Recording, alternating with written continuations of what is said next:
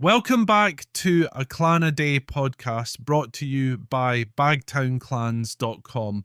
I'm your host, Colin MacDonald, and today we're diving into the history of Clan MacAulay, a clan shrouded in mystery, linked by legend to powerful Scottish families, yet also marked by its own fierce independence. The story of Macaulay spans centuries, touching on Highland feuds, royal intrigue, and fascinating figures who shaped Scottish and even global history. The origins of Clan MacAulay are widely debated.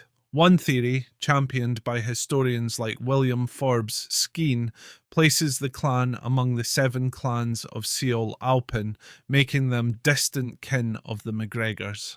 However, other sources suggest the Macaulays descended from the powerful Earls of Lennox, with their roots traced back to a noble family bearing the surname de Arden-Capel. Located in Dumbartonshire on the shores of Garloch, the Macaulays held lands in Arden-Capel, a name forever tied to their identity. The clan's early history is woven into the fabric of feudal Scotland. A key figure in the clan's formation is Aulay de Arden-Capel, who in the 16th century was one of the first to adopt the name Macaulay, marking the clan's official establishment. This shift from de Arden-Capel to Macaulay symbolised the clan's embrace of a Highland identity, as Aulay adopted a name that was more in keeping with the warrior tradition of a Scottish clan rather than the title of a landowner. In 1591, one of the most significant documents in the clan's history was signed, a bond of manrent, a kind of alliance between Macaulay of Arden-Capel and MacGregor of Glenstray. By signing this bond, the Macaulays acknowledged themselves as cadets of Clan Gregor. This alliance served both practical and political purposes, as Macaulay sought protection from the fierce MacGregors. The bond acknowledged their shared ancestry as descendants of the legendary King Kenneth MacAlpin, thus reinforcing their connection to the prestigious Siol Alpin lineage. Despite this connection, when the MacGregors were outlawed in the early 1600s, the Macaulays cleverly distanced themselves from their allies, a move that likely saved them from the harsh repercussions the MacGregors faced. Under the protection of the Earls of Lennox, the Macaulays managed to avoid the full weight of the law that bore down on the MacGregors following the infamous Battle of Glenfruin in 1603.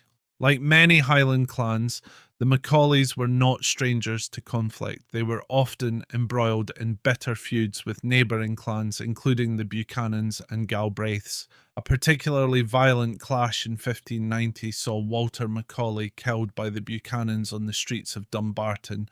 This bloody event was just one of many that highlighted the turbulent nature of clan life in medieval Scotland, where alliances shifted and conflicts could erupt at a moment's notice. One of the most notable chiefs in the clan's later history was Sir Aulay Macaulay, who played a pivotal role during the early 17th century. His strategic political manoeuvring ensured that the clan retained its lands and status. Sir Aulay was deeply involved in the prosecution of the MacGregors when they were outlawed, likely in an effort to further distance his clan from their former allies and curry favour with the Scottish crown.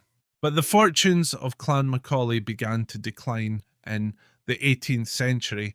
The extravagant lifestyles of successive chiefs drained the clan's resources, and by 1767 the 12th and last chief, Aulay Macaulay, had sold off the last of the clan's lands, including the seat of Arden-Capel itself, to the Duke of Argyll. After his death, the clan was left without a chief, and the line of Macaulay of Arden-Capel came to an end.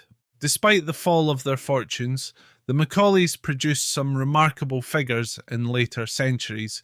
Most famously, the family is connected to the renowned historian and politician Thomas Babington Macaulay, Lord Macaulay, whose works like The History of England and Lays of Ancient Rome have left an indelible mark on English literature and historical writing. His father, Zachary Macaulay, was a key figure in the anti-slavery movement, working tirelessly for the abolition of slavery in the British Empire, and his efforts are memorialised with a monument in Westminster Abbey.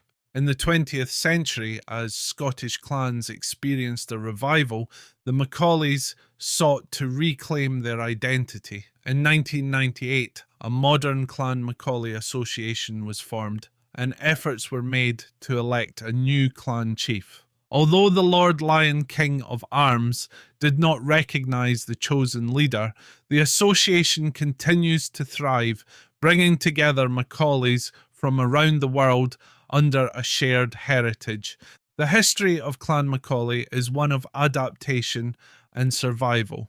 From their uncertain origins to their eventual decline, the Macaulays navigated the shifting politics and alliances of Scotland with a keen sense of strategy. Today, while they may no longer hold their ancestral lands, the Macaulays remain a proud symbol of resilience, embodying the complex and often tumultuous history of the Scottish clans. Thank you for joining us on this episode of A Clan a Day podcast. I'm Colin MacDonald, and I hope you've enjoyed this deep dive into the fascinating history of Clan MacAulay. Tune in next time as we explore another remarkable Scottish clan. Slainte am Hath.